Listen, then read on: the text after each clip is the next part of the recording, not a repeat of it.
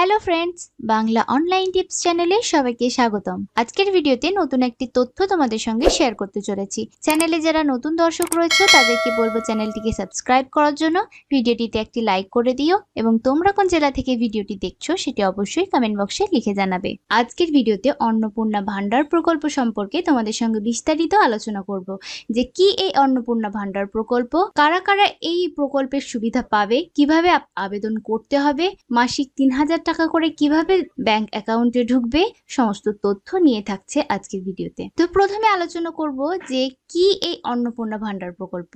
তো অন্নপূর্ণা ভান্ডার প্রকল্প হলো পশ্চিমবঙ্গ সরকারের সম্ভাব্য একটি মহিলা কল্যাণমূলক প্রকল্প, যার মূল উদ্দেশ্য হলো রাজ্যের নিম্ন ও মধ্যবিত্ত পরিবারের মহিলাদের আর্থিক সহায়তা প্রদান করা।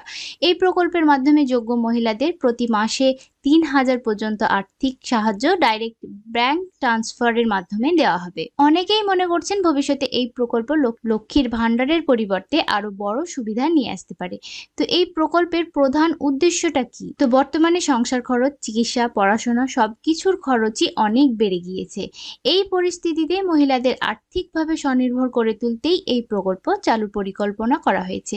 এই প্রকল্পের লক্ষ্যগুলি হচ্ছে মহিলাদের আর্থিক নিরাপত্তা প্রদান, নিম্ন আয়ের পরিবারের সহায়তা করা, সংসারের মাসিক খরচে সাহায্য করা, মহিলাদের ক্ষমতায়ন বৃদ্ধি করা, স্বাস্থ্য ও দৈনন্দিন জীবনের আর্থিক চাপ কমানো। তো এখানে কারা কারা আবেদন করতে পারবেন? সরকার কিন্তু এখন অফিসিয়াল যোগ্যতার তালিকা প্রকাশ না করলেও সম্ভাব্য নিয়ম অনুযায়ী এখানে আবেদন করতে গেলে আবেদনকারীকে অবশ্যই মহিলা হতে হবে, পশ্চিমবঙ্গের স্থায়ী বাসিন্দা হতে হবে, নিম্ন আয় বা ইডব্লিউএস পরিবারের সদস্য হতে হবে, 25 বছরের বেশি বয়স হতে হবে, BPL, AAY, PHH ration card থাকতে হবে, নির্দিষ্ট আয়ের সীমার মধ্যে থাকতে হবে।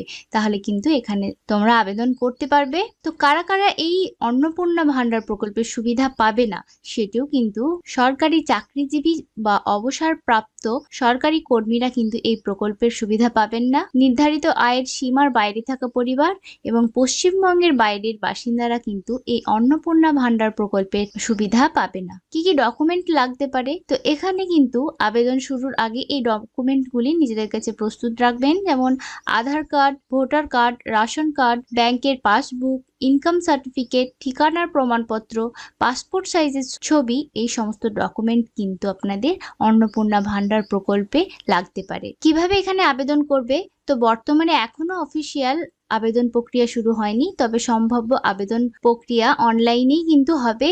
অফিসিয়াল ওয়েবসাইটে গিয়ে অনলাইন অ্যাপ্লিকেশন করতে হবে এই অন্নপূর্ণা ভান্ডার প্রকল্পের জন্য। তো এখানে কিন্তু অন্নপূর্ণা প্রকল্প ভান্ডারে মাসিক 3000 টাকা পর্যন্ত আর্থিক সহায়তা ডাইরেক্ট ব্যাংক ট্রান্সফারের মাধ্যমে কিন্তু পেয়ে যাবে। জুন মাস থেকেই কিন্তু এই প্রকল্প চালু হতে চলেছে। আজকের ভিডিওতে এতটুকুই। দেখা হবে পরবর্তী কোনো চাকরি রিলেটেড আপডেট নিয়ে। সুস্থ থেকো, ভালো থেকো।